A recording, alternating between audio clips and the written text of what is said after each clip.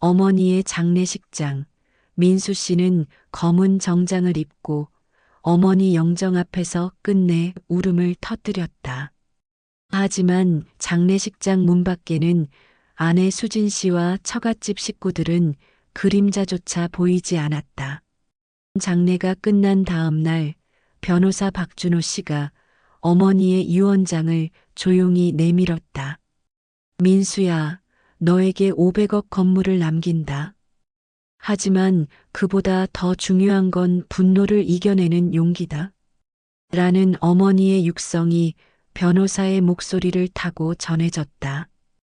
유언장 끝에는 수진과 이혼하되 그들이 어려움에 처하면 몰래 도와주거라.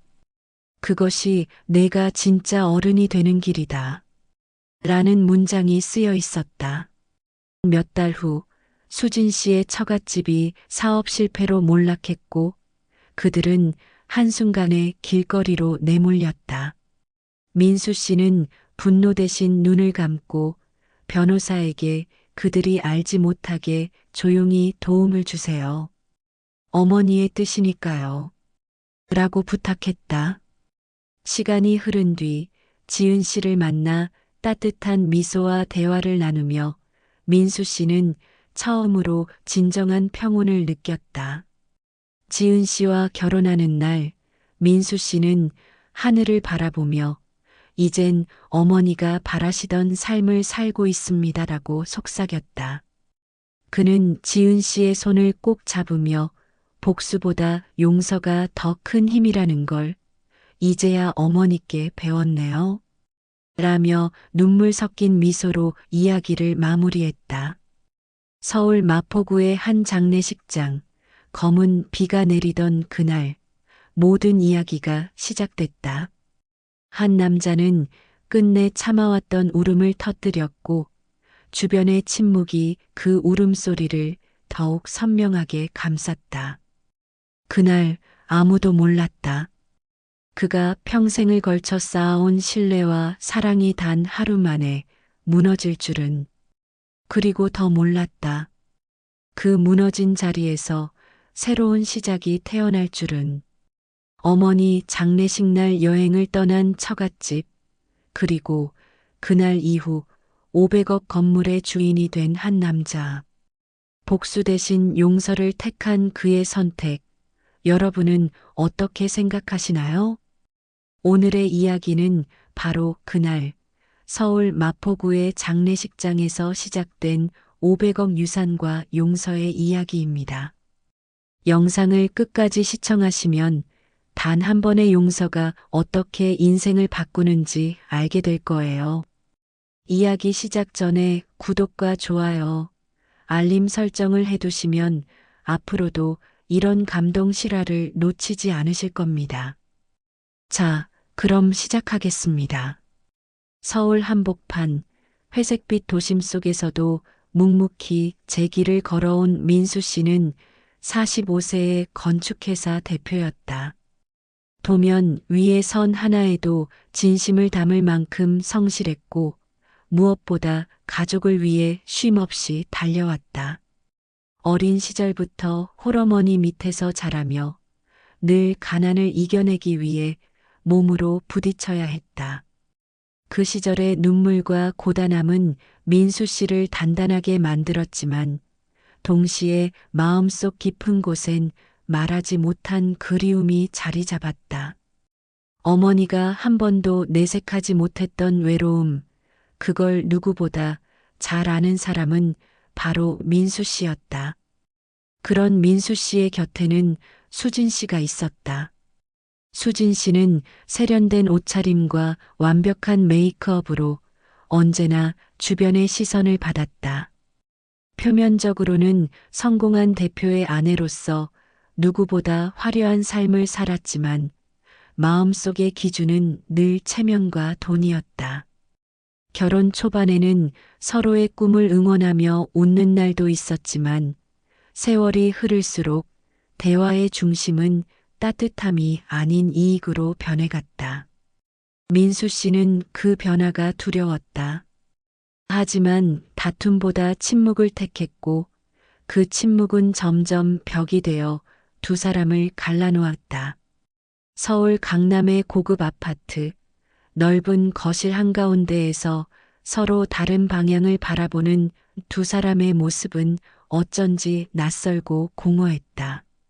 민수 씨는 회의실에서 긴장감에 찬 보고서를 받으며 일에 몰두했지만 수진 씨는 백화점과 미용실을 오가며 지쳐갔다. 서로의 세상은 달라지고 있었다.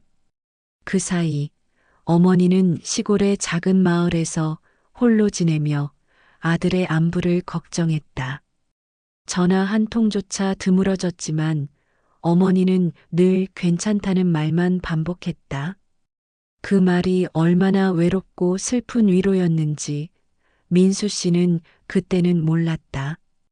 그리고 운명처럼 어느 겨울 아침 회사 미팅 도중 걸려온 전화 한 통이 모든 걸 바꿔놓았다. 민수 씨, 어머니께서 돌아가셨습니다. 손에서 떨어진 펜이 바닥에 부딪히는 소리조차 잔인하게 느껴졌다. 순간 눈앞이 흐려졌고 숨조차 막혔다. 그렇게 오랜 세월 쌓아온 침묵이 한순간에 무너졌다. 서울로 올라오던 고속도로 차 안에서 민수 씨는 어린 시절을 떠올렸다. 비 오는 날 우산 하나 들고 학교로 마중 나와주던 어머니의 모습, 낡은 손가락으로 김치를 담그며 이건 민수 거야라던 미소. 그 모든 기억이 파도처럼 밀려와 가슴을 짓눌렀다. 하지만 정작 장례식장에서 민수 씨의 곁에는 함께 있어야 할 사람이 없었다. 그 자리에 수진 씨는 없었다. 그날 밤 장례식장의 빈 의자들이 이상할 만큼 넓어 보였다. 향 냄새가 공기를 메우고 조문객의 발자국 소리만 메아리 쳤다. 민수 씨는 입술을 깨물며 어머니 영정 앞에 섰다. 그제야 눈물이 흘렀다. 멈추려 해도 멈출 수가 없었다. 그 눈물은 단순한 슬픔이 아니었다. 죄책감이었다. 효심이 깊었지만 표현이 서툴렀던 세월의 무게가 그 눈물 속에 담겨 있었다. 장례식 마지막 날 변호사 박준호 씨가 조용히 다가왔다. 어머니의 지인으로 민수 씨와는 오래된 인연을 가지고 있었다. 박준호 씨는 따뜻한 눈빛으로 민수 씨를 바라보며 짧게 말했다. 이제부터가 진짜 시작입니다. 그 말의 의미를 그때는 알 수 없었다. 하지만 그 한마디가 앞으로의 모든 변화를 예고하고 있었다. 그날 밤 마포구의 하늘은 유난히도 어두웠다. 건물 사이로 비가 내렸고 도시의 불빛은 흐릿하게 번졌다. 민수 씨는 홀로 장례식장을 정리하며 한참 동안 어머니의 사진을 바라봤다. 그 미소 속에는 여전히 따뜻함이 있었다. 그리고 마음속에서 무언가가 천천히 흔들리기 시작했다. 장례식이 끝난 다음 날 민수 씨는 아무 말 없이 어머니의 유품을 정리하고 있었다. 낡은 손수건, 오래된 라디오, 그리고 손때 묻은 성경책 한 권. 모든 게 정지된 시간처럼 느껴졌고 정리하던 손끝이 자꾸 떨렸다. 그때 문 두드리는 소리가 났다. 변호사 박준호 씨가 조용히 들어왔다. 검은 정장을 그대로 입은 채였다. 표정은 무겁고 목소리는 낮았다. 민수 씨, 고인께서 남기신 서류가 있습니다. 탁자 위로 펼쳐진 하얀 봉투 하나. 봉투의 모서리는 이미 달아 있었다. 민수에게라는 글씨가 어머니의 필체로 선명히 새겨져 있었다. 민수 씨는 손끝으로 그 글자를 천천히 따라 쓰며 숨을 고르듯 입술을 떨었다. 그 순간 박준호 씨가 조용히 봉투를 열었다. 어머니의 유언입니다. 말끝이 떨어지자 공간 전체가 멈춘 듯 고요해졌다. 바깥에서는 겨울바람이 창문을 두드렸고 안쪽에서는 어머니의 목소리가 변호사의 음성을 타고 흘러나왔다. 민수야, 너에게 500억 건물을 남긴다. 하지만 그보다 더 중요한 건 분노를 이겨내는 용기다. 단호하면서도 따뜻한 어머니의 목소리가 귀를 울렸다. 민수 씨는 숨을 삼켰다. 500억. 상상조차 어려운 숫자였다. 그러나 그 금액보다 마음에 박힌 문장은 따로 있었다. 분노를 이겨내는 용기. 그 단어가 심장을 찔렀다. 어머니가 무엇을 말하려 했는지 그 순간은 알 수 없었다. 박준호 씨는 잠시 머뭇거리다 또 다른 종이를 내밀었다. 유언의 마지막 부분입니다. 그 종이에는 한 줄의 문장이 또렷이 적혀 있었다. 수진과 이혼하되 그들이 어려움에 처하면 몰래 도와주거라. 그것이 내가 진짜 어른이 되는 길이다. 숨이 막히듯 가슴이 조여왔다. 어머니는 모든 걸 알고 있었다.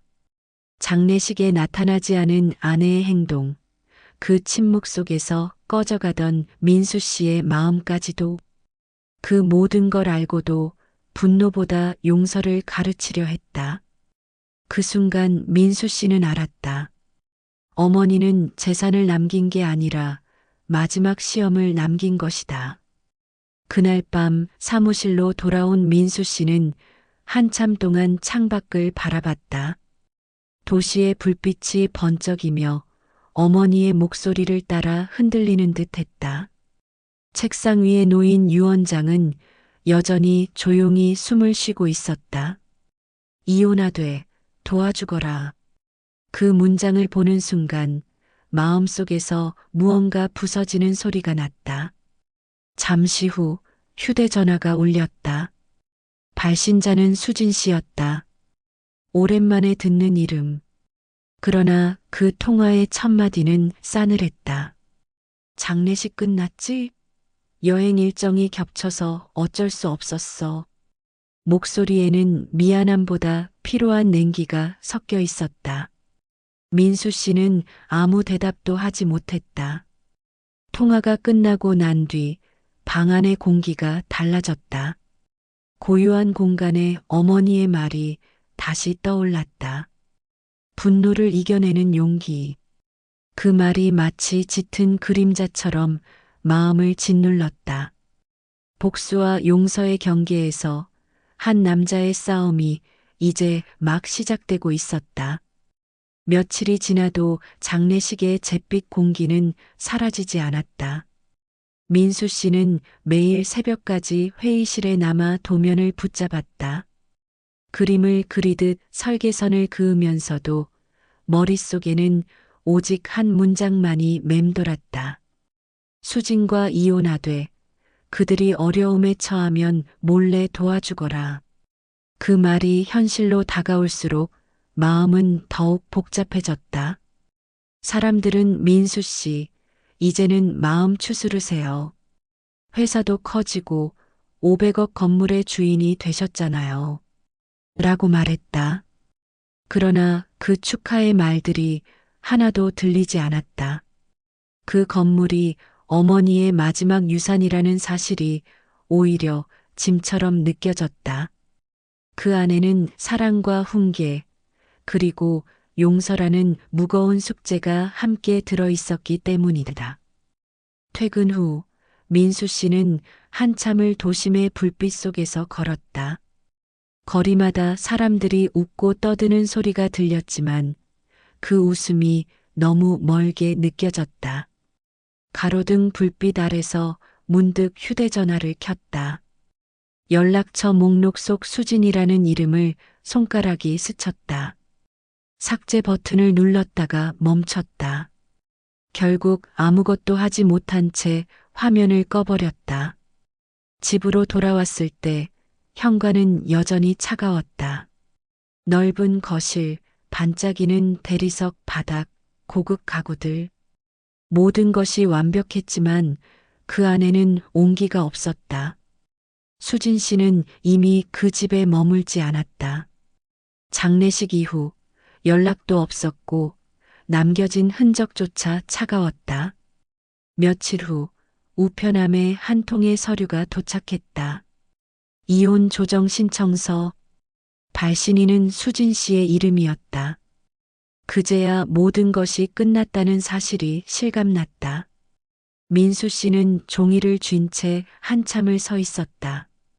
가슴 안쪽에서 뜨거운 무언가가 차오르다 서서히 식어갔다. 다음 날 변호사 사무실에서 박준호 씨를 만났다. 이건 어머니께서 예견하신 일이었나 봅니다. 박준호 씨의 말에 민수 씨는 고개를 숙였다. 분노도 미움도 원망도 모두 피로하게 느껴졌다. 이제 그만 놓으시죠. 어머니의 뜻이 아마 그걸 원하셨을 겁니다. 그 한마디가 이상하게 가슴을 찔렀다. 밤이 되자 비가 내리기 시작했다. 민수 씨는 혼자서 건물 옥상에 올라섰다. 도시의 불빛이 비에 젖어 반짝였고 공기는 차가웠다. 그 자리에서 어머니의 유언장을 다시 펼쳤다. 글자 하나하나가 마치 살아 움직이는 것처럼 눈앞에서 번졌다. 분노를 이겨내는 용기. 그 단어가 빗물 위에서 천천히 녹아내리는 듯 했다. 한편 수진 씨는 제주도 리조트에서 여행 사진을 SNS에 올리고 있었다. 웃음이 가득한 얼굴, 칵테일 잔을 든 손. 그 화면을 우연히 본 민수 씨는 잠시 숨이 막혔다. 장례식 날 그 자리에 없었던 이유가 그 사진 한 장에 있었다. 슬픔 대신 분노가 차오르려 했지만 어머니의 목소리가 머릿속을 스쳤다. 분노를 이겨내는 용기. 그 말을 되뇌며 휴대전화를 천천히 내려놓았다. 밤새 불이 꺼지지 않았다. 의자에 앉은 채 어머니의 사진을 바라보며 생각했다. 어머니라면 지금 나에게 뭐라고 하셨을까? 그 물음에 대답하듯 창밖에서 새벽빛이 조금씩 비치기 시작했다. 민수 씨는 그 빛을 보며 조용히 결심했다. 이제 이 싸움은 자신과의 싸움이다. 그날 이후 민수 씨는 차가운 복수를 마음속에서 지워내기 시작했다. 하지만 지워진 자리에는 아직 이름 모를 공허함이 남아 있었다. 그 공허함이 점점 커지며 또 다른 시련이 다가오고 있었다. 이혼 서류에 도장을 찍은 날 민수 씨는 사무실로 돌아오지 않았다. 도시의 불빛이 가득한 거리 위를 무작정 걸었다. 비는 내리지 않았지만 머리 위의 하늘은 여전히 어두웠다. 손에는 여전히 유언장이 쥐어져 있었다. 종이 한 장이 이렇게 무겁게 느껴진 적은 없었다. 며칠 후 수진 씨와의 모든 법적 절차가 마무리됐다. 신문 사회면 한켠에는 건축회사 대표, 재벌가 딸과 이혼이라는 기사가 실렸다. 그 기사는 회사 직원들 사이에서 빠르게 퍼졌고 민수 씨는 어떤 말도 하지 않았다. 회의 중에도 사람들의 시선이 묘하게 느껴졌지만 그는 그저 고개를 숙였다. 차가운 시선 속에서도 단 한마디 어머니의 말만 마음속에서 맴돌았다. 분노를 이겨내는 용기. 시간이 조금씩 흘렀다. 민수 씨는 매일 어머니의 묘소를 찾았다. 작은 꽃을 놓고 한참 동안 아무 말 없이 앉아 있었다. 그 침묵 속에서 자신이 어떤 사람으로 살아왔는지 돌아보게 되었다. 사랑을 주는 방법을 몰랐고 용서를 배우는 법도 몰랐다. 그러나 이제는 그걸 배워야 했다. 그 무렵 회사의 신입 직원들이 하나둘 떠나기 시작했다. 민수 씨는 이유를 묻지 않았다. 다만 자신이 사람들과의 관계를 얼마나 놓치고 살아왔는지를 깨닫고 있었다. 그는 다시 인간적인 회사를 만들기 위해 직접 직원들과 대화하기 시작했다. 그렇게 조금씩 건축이라는 일이 돈이 아닌 사람을 세우는 일로 바뀌고 있었다. 그러던 어느 날 변호사 박준호 씨에게 전화가 왔다. 민수 씨, 잠시 만나야 할 이야기가 있습니다. 커피숍 구석 자리에서 마주 앉은 박준호 씨의 얼굴은 무겁게 굳어 있었다. 수진 씨 쪽 처갓집이 사업에 실패했습니다. 그 한마디에 시간마저 멈춘 듯 조용해졌다. 모든 자산이 정리되었고 지금은 집도 잃었습니다. 박준호 씨의 말은 담담했지만 그 안에 실린 현실은 냉혹했다. 민수 씨는 아무 말 없이 창밖을 바라봤다. 수진 씨의 얼굴이 떠올랐다. 장례식 날 웃으며 여행 사진을 찍던 그 표정이 그대로 남아 있었다. 그 웃음 뒤에 이제 어떤 표정이 있을까? 박준호 씨는 조심스레 말을 이었다. 고인의 유언을 기억하십니까? 그들이 어려움에 처하면 도와주거라. 민수 씨는 눈을 감았다. 가슴 안쪽이 천천히 저려왔다. 분노 대신 차오르는 것은 이상하게도 연민이었다. 어머니가 남긴 마지막 숙제는 지금이었다. 그날 밤 민수 씨는 새벽까지 잠들지 못했다. 유리창 너머로 도시의 불빛이 희미하게 번지고 있었다. 정말 그들을 도와야 하나? 그건 너무 불공평한 일 아닌가? 머릿속에서 수많은 생각이 교차했다. 하지만 그 생각의 끝에는 늘 어머니의 미소가 있었다. 진짜 어른이 되는 길은 분노가 아니라 용서에서 시작된다. 그 문장이 마음속에서 울렸다. 결국 그는 결정을 내렸다. 다음 날 아침 변호사에게 전화를 걸었다. 그들이 알지 못하게 도와주세요. 어머니의 뜻을 따르겠습니다. 그 말이 끝나자 이상할 만큼 마음이 가벼워졌다. 누구에게도 말할 수 없는 결심이었다. 하지만 그것이 어머니와의 약속을 지키는 유일한 방법이었다. 며칠 뒤 민수 씨는 우연히 신문 한 구석에서 수진 씨 가족의 소식을 봤다. 작은 기사 하나. 파산한 사업가 가족, 지방으로 이주. 그 문장을 바라보며 한참 동안 조용히 서 있었다. 눈앞이 흐려졌지만 그 눈물은 분노가 아닌 해방에 가까웠다.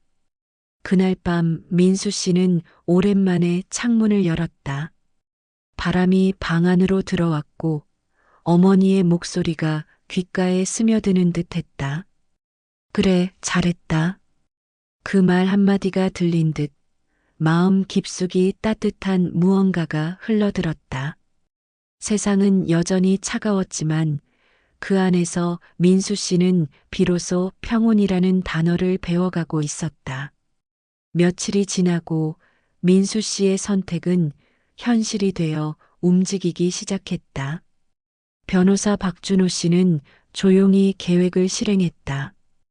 은행을 통해 익명 계좌를 만들고 수진 씨 가족의 이름으로 최소한의 생활비가 전달되도록 조치했다. 그 모든 과정을 민수 씨는 직접 확인하지 않았다. 단지 한 가지 부탁만 했다. 그들이 절대 알지 못하게 해주세요. 제 이름이 그들의 입에 오르내리는 일은 없었으면 합니다. 하지만 운명은 언제나 인간의 비밀을 오래 숨겨두지 않는다. 몇 주가 지나자 수진 씨의 동생이 그 자금의 출처를 추적하기 시작했다. 은행 직원의 실수로 기록 일부가 노출되었고 결국 익명의 후원자가 누구인지 밝혀졌다. 그리고 그 소식은 곧 수진 씨의 귀에 들어갔다. 그날 저녁 회사 앞 주차장. 민수 씨가 퇴근하려던 순간 낯익은 차 한 대가 미끄러지듯 들어왔다. 차 문이 열리자 수진 씨가 내렸다. 한때 누구보다 자신감 넘치던 눈빛이 사라진 자리에 피로와 절망이 자리 잡고 있었다. 말없이 다가온 수진 씨는 서류 봉투 하나를 내밀었다. 이게 당신이 보낸 거지? 민수 씨는 대답하지 않았다. 눈앞의 사람은 더 이상 화려한 옷을 입은 강남의 여인이 아니었다. 추운 바람 속에서 낡은 외투 하나에 의지한 채 거의 흔들리듯 서 있었다. 이게 동정이야? 죄책감이야? 아니면 그냥 불쌍해서? 목소리는 부서질 듯 떨렸다. 민수 씨는 아무 말도 하지 않았다. 그저 그 시선 속에서 어머니의 말이 다시 떠올랐다. 도와주되 알리지 말거라. 당신은 여전히 나를 불쌍하게 보는구나. 수진 씨의 말은 독처럼 날카로웠다. 내가 어떤 사람인지, 얼마나 무너졌는지 당신은 몰라. 이제 와서 이렇게 돈으로 덮겠다고? 민수 씨는 눈을 감았다. 그 말 하나하나가 심장을 찌르는 듯 했다. 한참 동안 침묵이 흘렀다. 그 침묵 속에서 비가 내리기 시작했다. 조용히 떨어지는 빗방울이 두 사람의 어깨를 적셨다. 그때 민수 씨가 낮은 목소리로 말했다. 당신을 불쌍하게 본 적은 없습니다. 다만 어머니의 뜻을 지키고 싶었을 뿐입니다. 그 말에 수진 씨는 고개를 숙였다. 입술을 깨물며 한참 동안 아무 말도 하지 않았다. 그리고 돌아서며 짧게 말했다. 당신답네요. 늘 감정 대신 의무로 움직이는 사람. 그 말은 잔인했지만 사실이었다. 민수 씨는 감정을 표현하지 못한 채 살아온 사람이었다. 비 내리는 주차장 한가운데 두 사람은 서로 다른 방향으로 걸어갔다. 그 순간 민수 씨의 마음은 다시 흔들리기 시작했다. 이게 진짜 용서일까? 아니면 또 다른 형태의 미련일까? 자문했지만 대답은 없었다. 어머니의 유언이 머릿속에서 끊임없이 맴돌았다. 진짜 어른이 되는 길은 분노가 아니라 용서에서 시작된다. 그날 밤 민수 씨는 어머니의 낡은 손수건을 꺼내 들었다. 손수건 끝에는 희미하게 적힌 글자가 있었다. 참으면 결국 빛이 온다. 그 문장을 바라보다가 마음속 어딘가에서 억눌러온 울음이 터졌다. 그 울음은 단 한 번도 세상 앞에 보여준 적 없는 진짜 울음이었다. 다음 날 박준호 씨가 찾아왔다. 어제 그분이 회사를 찾아왔다는 소식을 들었습니다. 괜찮으십니까? 민수 씨는 미소를 지었다. 괜찮습니다. 이제 정말 괜찮을 것 같습니다. 그러나 그 미소 뒤에는 복잡한 감정이 얽혀 있었다. 마음 한켠에서는 여전히 흔들리고 있었다. 분노와 용서 사이 그 좁은 틈에서 인간적인 슬픔이 피어오르고 있었다. 그리고 바로 그때였다. 박준호 씨의 휴대전화로 한 통의 메시지가 도착했다. 민수 씨, 죄송합니다. 더는 이렇게 살 수 없을 것 같아요. 발신자는 수진 씨였다. 순간 공기가 얼어붙었다. 민수 씨는 자리에서 벌떡 일어나 숨을 고르지도 못한 채 문을 향해 달려나갔다. 비가 다시 내리고 있었다. 도시의 불빛이 번지는 가운데 한 사람의 마음이 절벽 끝으로 향하고 있었다. 이제 진짜 절정이 다가오고 있었다. 왜 그랬어요? 왜 나를 불쌍하게 여기면서 그런 돈을 보냈냐고요. 불쌍해서가 아니라 어머니의 뜻을 지키고 싶었을 뿐이에요. 그분의 뜻? 결국 당신은 나를 동정하고 나보다 위에 서 있잖아요. 아니에요. 나도 무너졌어요. 당신을 미워한 게 아니라 나 자신을 용서하지 못했던 거예요. 그럼 지금이라도 미워해요. 차라리 그게 더 솔직하잖아요. 이제는 미움보다 용서를 택하겠습니다. 그게 어머니가 원하신 길이니까요. 당신답네요. 늘 감정보다 의무로 살아왔던 사람답게. 비는 멈출 줄 몰랐다. 밤하늘은 짙은 잿빛으로 물들었고 도시는 어둠 속에서 숨을 죽인 듯 고요했다. 민수 씨의 차는 빗길 위를 미끄러지듯 달렸다. 앞이 보이지 않았지만 가야 했다. 머릿속에는 오직 하나의 생각만이 자리했다. 늦기 전에 반드시 찾아야 한다. 수진 씨가 남긴 마지막 메시지는 단 한 문장이었지만 그 안에는 모든 감정이 담겨 있었다. 죄책감, 후회, 절망, 그리고 어쩌면 마지막 인사. 그 문장을 떠올릴 때마다 손이 떨렸다. 핸들을 잡은 손끝이 하얗게 질릴 정도였다.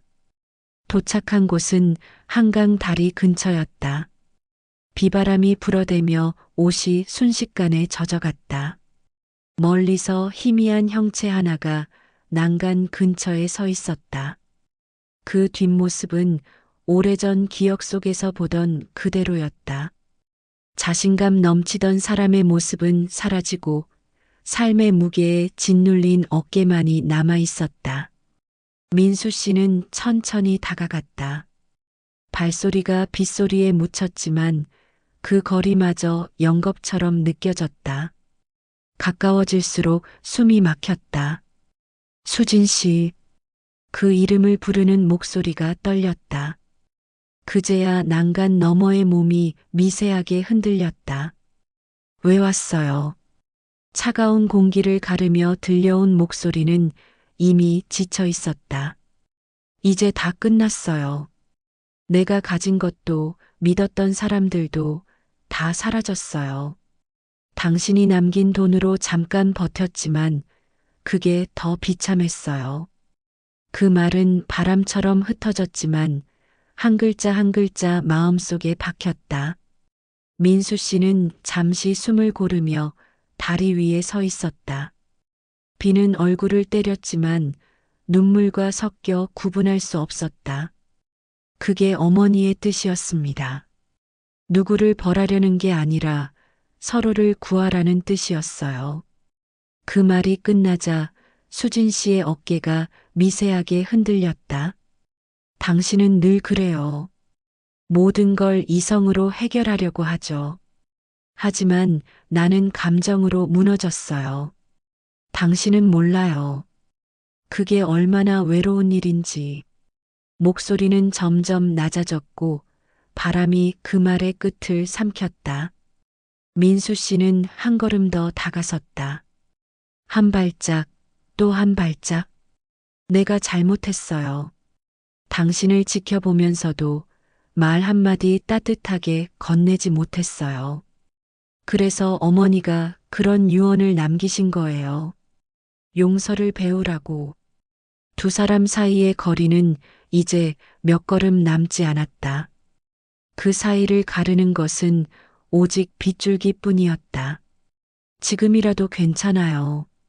당신이 다시 시작할 수 있도록 도와줄게요. 아무 대가 없이 그냥 사람으로서. 그 순간 수진 씨의 손이 난간 위로 올랐다. 몸이 위태롭게 기울었다.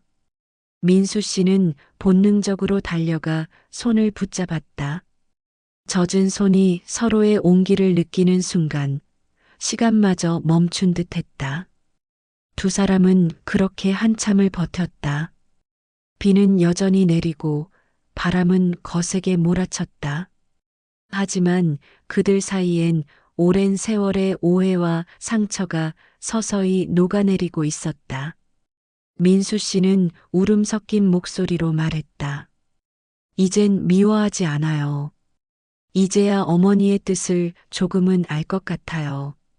그 말이 끝나자 수진 씨는 천천히 몸을 돌렸다. 비에 젖은 얼굴 위로 눈물이 흘렀다. 그분은 늘 당신을 자랑스러워했어요. 그 사실, 이제야 알았네요. 그제야 민수 씨의 눈에서 뜨거운 눈물이 흘러내렸다. 그날 밤 두 사람은 아무 말 없이 다리를 걸어 내려왔다. 비는 여전히 내리고 있었지만 이상하게도 마음은 고요했다. 용서는 그렇게 시작되었다. 분노가 사라진 자리에는 비로소 따뜻한 평화가 자리 잡았다. 새벽이 오기 전 한강의 물결은 조금씩 잦아들었다. 두 사람은 아무 말 없이 다리 아래의 벤치에 앉아 있었다. 젖은 옷에서는 비 냄새와 눈물 냄새가 함께 섞여 있었다. 민수 씨는 손끝으로 젖은 손수건을 만지며 조용히 숨을 고르듯 말했다. 이제 그만 괴로워해요. 모든 게 다 끝난 게 아니에요. 그 목소리는 한없이 낮았지만 단단했다. 수진 씨는 아무 대답도 하지 않았다. 다만 두 손을 무릎 위에 포개고 한참 동안 땅을 바라봤다. 그동안 감춰왔던 오만함과 후회, 부끄러움이 한꺼번에 밀려왔다. 당신이 왜 나를 돕는지 이제야 알겠어요. 그건 나 때문이 아니라 당신 자신 때문이었죠. 그 말에는 더 이상 날카로움이 없었다. 마치 오래된 상처가 스스로 봉합되어 가는 목소리였다. 민수 씨는 조용히 고개를 끄덕였다. 맞아요. 어머니의 뜻을 따르려 했지만 사실은 나 자신을 구하려고 한 겁니다. 그제야 두 사람 사이에 묘한 평온이 스며들었다. 빗방울이 멈추자 도시의 불빛이 차갑게 반짝였고 그 불빛이 두 사람의 얼굴 위에 고요히 내려앉았다. 민수 씨는 그 순간 어머니가 남긴 유언의 진짜 의미를 깨달았다. 분노를 이겨내는 용기. 그것은 타인을 용서하는 힘이 아니라 자신을 용서하는 힘이었다. 삶은 결코 완벽하지 않았다. 사랑했던 사람에게 상처를 주고 이해하지 못한 채 흘려보냈던 시간들이 쌓여 있었다. 그 모든 후회와 미련을 감싸 안는 용기가 어머니가 바란 마지막 선물이었음을 이제야 알게 되었다. 며칠 후 수진 씨는 조용히 서울을 떠났다. 연락도 남기지 않았다. 하지만 박준호 씨에게 한 통의 편지만 전달됐다. 민수 씨에게 전해주세요. 이제 나도 나를 용서하려고 합니다. 그가 가르쳐 준 건 돈이 아니라 평온이었어요. 그 편지를 받은 날 민수 씨는 어머니의 묘소를 찾았다. 가을바람이 잔잔히 불고 들판에는 국화향이 은은하게 퍼졌다. 묘비 앞에 앉아 오랜 시간 말을 잇지 못했다. 어머니, 이제야 조금 알 것 같습니다. 왜 그렇게 용기라는 말을 남기셨는지요. 바람이 풀잎을 스치며 지나갔다. 그 바람에 어머니의 목소리가 실려오는 듯 했다. 그래, 잘했다. 그 목소리가 들린 듯 민수 씨의 눈가가 젖었다. 그 눈물은 슬픔이 아니라 감사의 눈물이었다. 그날 이후 민수 씨는 조금씩 삶의 속도를 늦추기 시작했다.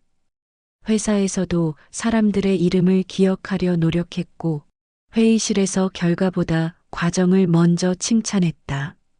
사람들은 처음엔 낯설어했지만 점점 따뜻함을 느끼기 시작했다.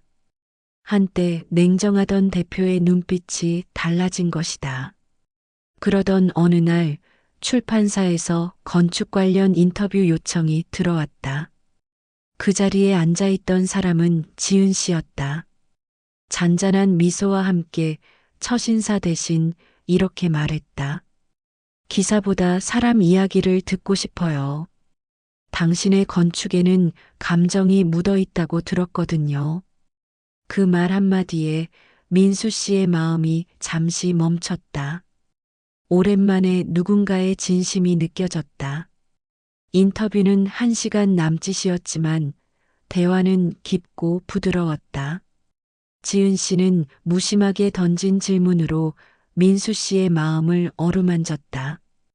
건물을 짓는다는 건 결국 상처를 다루는 일이죠. 무너졌던 걸 다시 세워야 하니까요. 그 말에 민수 씨는 처음으로 미소를 지었다. 그 미소는 오랜 세월의 아픔을 통과한 사람만이 지을 수 있는 미소였다. 며칠 뒤 두 사람은 다시 만났다. 이번엔 일 때문이 아니라 커피 한 잔 때문이었다. 대화는 자연스러웠고 시간은 빠르게 흘러갔다. 지은 씨의 말투에는 위로가 있었고 민수 씨의 말에는 처음으로 평온이라는 온기가 묻어났다. 그날 밤 집으로 돌아온 민수 씨는 거실불을 끄고 창밖을 바라봤다. 서울의 불빛이 조용히 반짝이고 있었다. 그 불빛 사이로 어머니의 미소가 떠오르는 듯 했다. 이제야 알겠어요, 어머니. 복수가 아니라 용서를 가르치신 이유를요. 그리고 그날 이후 민수 씨의 삶은 완전히 달라졌다. 삶의 방향이 복수에서 사랑으로, 분노에서 평온으로 바뀌었다. 그 변화의 중심에는 어머니의 유언이 있었고 그 유언을 통해 배운 건 결국 진짜 어른이 되는 법이었다. 시간은 흘렀다. 민수 씨의 삶은 더 이상 화려하지 않았지만 그 어느 때보다 단단했다. 건축회사의 대표로서 여전히 바쁘게 살았지만 이제 그 일은 성공이 아니라 책임의 의미를 지니고 있었다. 회의실 유리창 너머로 서울의 하늘을 바라보며 민수 씨는 늘 같은 생각을 했다.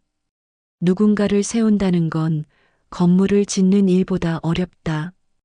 이제 그는 사람을 세우는 건축가가 되어 있었다. 지은 씨와의 만남은 자연스러웠다. 서로의 삶에 스며드는 일에는 굳이 이유가 필요하지 않았다. 지은 씨는 늘 조용히 경청했고 때로는 말보다 눈빛으로 위로했다. 민수 씨는 그런 사람을 처음 봤다. 누군가의 상처를 굳이 묻지 않아도 그 무게를 함께 들어주는 사람이었다. 그런 존재가 얼마나 소중한지 그제야 알게 되었다. 지은 씨와 함께하는 시간 속에서 민수 씨는 점점 웃음을 되찾았다. 식당 창가에 앉아 커피를 마시며 이제야 진짜 사람답게 사는 것 같아요. 라고 말했다. 지은 씨는 미소를 지으며 답했다. 늦게라도 알게 됐다면 그게 가장 큰 선물이에요.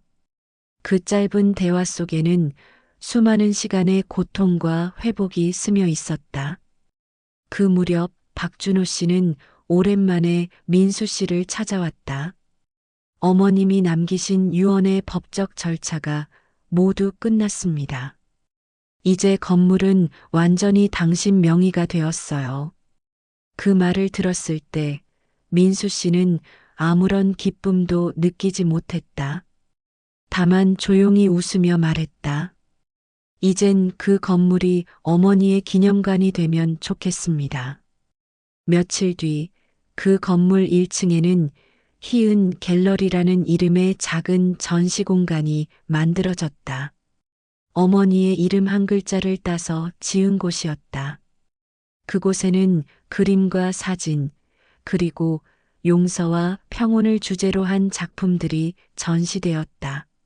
많은 사람들이 그 공간을 찾아와 자신만의 상처를 내려놓고 갔다. 민수 씨는 그 모습을 보며 매번 같은 생각을 했다. 어머니, 당신의 뜻은 결국 사람들에게 닿았습니다. 그러던 어느 날 뜻밖의 소식이 들려왔다. 수진 씨가 지방의 한 작은 마을에서 봉사활동을 하고 있다는 소식이었다. 교회 주방에서 아이들에게 밥을 나누어 주며 조용히 살아간다는 이야기였다. 그 이야기를 전해 들은 민수 씨는 한동안 아무 말 없이 앉아 있었다. 그리고 고개를 끄덕이며 미소를 지었다. 그래요. 그렇게 사는 게 어머니가 원하시던 길이었죠.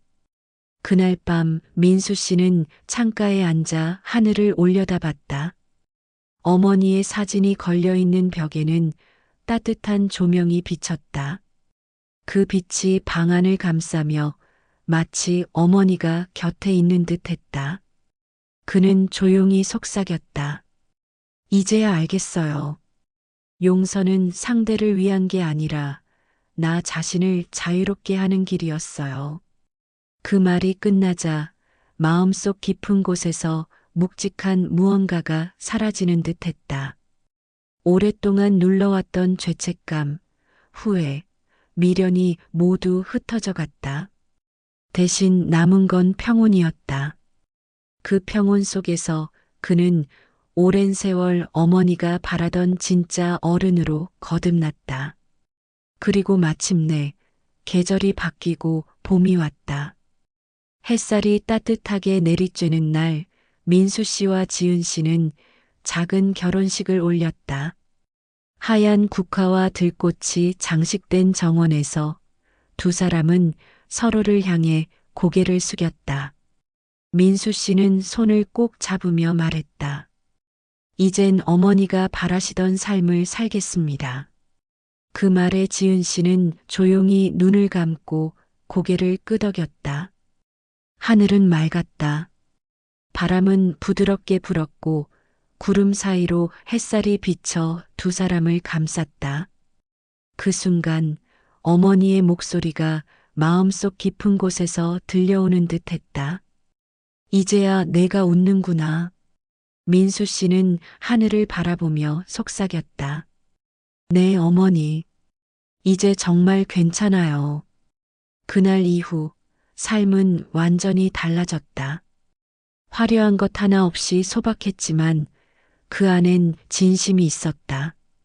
건물은 여전히 서 있었지만 그 안에 깃든 건 더 이상 재산이 아니라 추억이었다. 민수 씨는 그 추억 속에서 매일을 새롭게 쌓아갔다.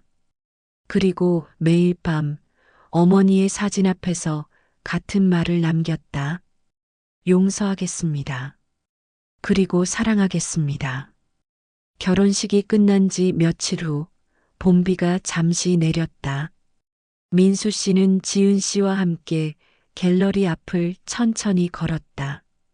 하얀 벽면에는 어머니의 이름 희은이 여전히 따뜻하게 빛나고 있었다. 사람들이 드나들며 작품을 감상하고 어떤 이는 눈가를 훔쳤다. 그 모습을 바라보며 민수 씨는 조용히 속삭였다. 이제야 어머니의 뜻이 제대로 전해지고 있네요. 갤러리 한쪽에는 한 문장이 새겨져 있었다. 용서란 결국 자기 자신에게 내리는 자유의 선물이다. 그 문장을 읽은 순간 마음 한가운데에서 따뜻한 무언가가 피어올랐다. 지은 씨가 옆에서 미소를 지으며 말했다. 이제 진짜 어른이 되셨네요. 민수 씨는 고개를 끄덕이며 웃었다. 한때 분노와 상처로 가득 차 있던 삶은 이제 고요했다. 복수를 품었던 마음은 사라지고 그 자리에 이해와 평화가 자리 잡았다. 어머니가 남긴 마지막 유산은 돈도 건물도 아니었다. 그것은 인간답게 살아가는 법, 그리고 상처를 통해 성장하는 법이었다. 수진 씨는 여전히 지방에서 아이들을 돌보며 지내고 있었다. 가끔 박준호 씨를 통해 안부가 전해졌다. 민수 씨, 그분이 요즘 많이 웃는다고 하네요. 그 말을 들을 때마다 민수 씨는 조용히 하늘을 올려다봤다. 그 웃음이 진심이라면 그것으로 충분했다.